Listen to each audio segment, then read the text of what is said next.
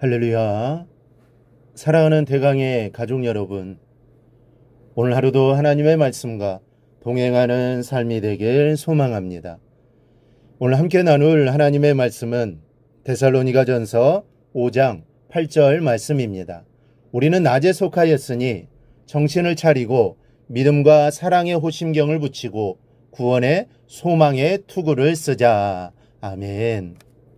학교에서 학생의 신분에 어긋난 잘못을 하는 아이들을 제지하는 제도가 몇 가지 있습니다. 지금은 어떤지 모르지만 예전에는 처벌을 3단계로 나누어 아이들을 선도했습니다. 먼저 가장 가벼운 처벌이 근신입니다.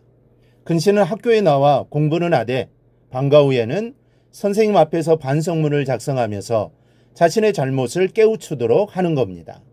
그보다 더 심한 잘못을 한 아이들에게는 정학처분을 내렸습니다.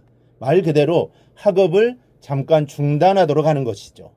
이 잘못에 따라 어느 정도의 기간을 정해놓고는 학교에 나오지 못하도록 하는 겁니다. 지금 아이들은 학교에 나오지 말라고 하면 좋다고 하겠지만 우리 때만 해도 학교에 나오지 못하게 하는 것은 큰 충격이었습니다. 이 마지막 카드가 퇴학 처분입니다. 이제는 더 이상 개선의 여지가 없다라고 생각할 때 내리는 조치로 학생 명부에서 이름을 빼버리는 것이죠. 그렇게 되면 배움의 기회를 완전히 잃어버리고 말게 됩니다. 오늘 본문은 이렇게 시작되고 있습니다. 우리는 낮에 속하였으니 정신을 차리고, 우리는 빛의 자녀이기에 근신해야 한다는 것이죠. 여기서의 정신 차리고는 부정적인 뜻이 아닙니다. 이 긍정적인 뜻으로 맑은 정신으로 자신을 단정하게 지킨다는 뜻입니다. 그러니까 누가 억지로 시켜서 자신을 단정하게 지키는 것이 아니라 빛의 자녀로서의 자부심 때문에 자발적으로 자신을 지키는 그런 근신을 말합니다. 그렇다면 빛의 자녀로서의 자부심을 지키기 위해 무엇을 어떻게 근신해야 하는 것입니까? 먼저는 믿음과 사랑의 흉배를 붙여야 합니다. 여러분, 믿음은 무엇이고 어떻게 할 때 그 믿음이 우리에게 흉배가 될 수 있는 것입니까? 믿음에 대해 여러 가지 정의를 하지만 사실 하나님을 사랑하는 것이 믿음의 본질입니다. 하나님을 사랑할 때에 그 관계에서 솟아나는 든든한 감정과 또 그 든든함 때문에 갖게 되는 확신과 능력들이 다 믿음을 의미합니다. 그러니 믿음을 지키기 위해서는 하나님을 사랑해야 합니다. 근데 성경은 믿음은 들음에서 나며 들음은 그리스도의 말씀으로 말미암았느니라고 말씀합니다. 믿음은 들음에서 난다는 것이죠. 그런데 그 들음은 바로 하나님의 말씀입니다. 그러니 믿음은 말씀에서 비롯된다는 것이죠. 왜 그런 것일까요?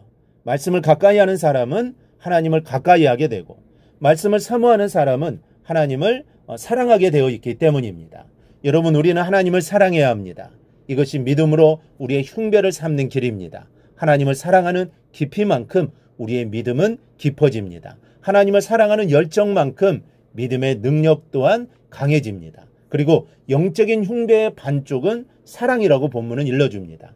이 사랑은 하나님께로부터 받는 사랑을 말하는 것이 아니라 받은 사랑을 내어주는 사랑을 말합니다.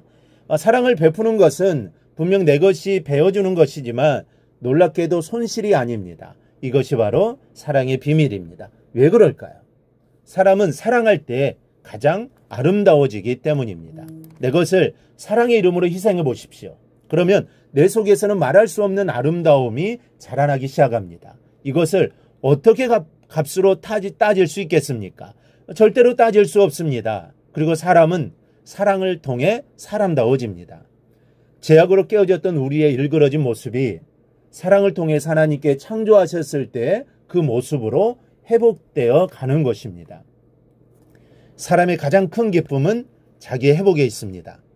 건강이 회복되는 거 얼마나 기쁩니까? 가정이 회복되고 사업이 회복되는 게 정말 기쁜 일입니다.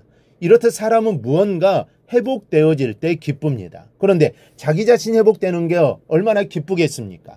자신 새로운 모습을 볼 때 가장 행복할 수 있는 것입니다. 그런데 그 비결이 바로 사랑 안에 있습니다. 여러분, 사랑은 사람에게 독특한 빛깔과 향기를 주고 고뇌와 기쁨 속에서 더욱 강인하게 해주고 다른 사람을 이해할 수 있게 해줍니다. 그리고 그 안에서 가장 아름다운 내 모습을 보게 합니다. 그런데 사랑은 기다리고 앉아있는 것이 아닙니다. 가만히 앉아 살 수 있는 것이 아닙니다. 사랑은 찾아 나서는 겁니다. 적극적이고 능동적으로 다가서는 것임을 여러분은 기억하시기 바랍니다. 둘째는 구원의 소망의 투구를 써야 합니다. 우리 몸에서 가장 중요한 부분은 뇌를 감싸고 있는 머리입니다. 그래서 위험한 곳에서는 항상 헬멧을 착용하는 것인데 영적으로 그 헬멧이 바로 구원입니다. 구원의 확신이 있어야 한다는 것이죠. 근데 오늘 본문은 우리의 구원의 확신은 소망으로 이루어져야 한다고 말씀합니다. 그래서 그 헬멧의 이름을 구원의 소망의 투구라고 붙인 겁니다. 구원받았다고 하면서 하나님의 나라에 대한 소망이 흐릿하면 안 된다는 뜻입니다. 구원의 확신이 뚜렷하다면 천국에 대한 소망도 뚜렷해야 합니다. 천국에 대한 소망이 간절하지 못한 구원의 확신은 거짓입니다. 스스로를 속이지 말고 우리의 믿음을 확인해 볼 필요가 있습니다. 구원의 확신을 뚜렷하게 하고 천국에 대한 소망을 가지고 살아가기를 바랍니다. 이렇게 살아가는 것이 바로 믿음의 삶입니다. 하루가 시작되는 시간입니다. 내 영적인 흉배와 투구를 다시 점검해보는 귀한 시간 되기를 바랍니다. 그래야 믿음으로 온전히 세워져가는 삶이 되기를 주님의 이름으로 축원합니다. 오늘 묵상한 말씀을 굳게 잡고 삶으로 실천하며 살아내는 대강의 모든 성도들이 되기를 축복합니다.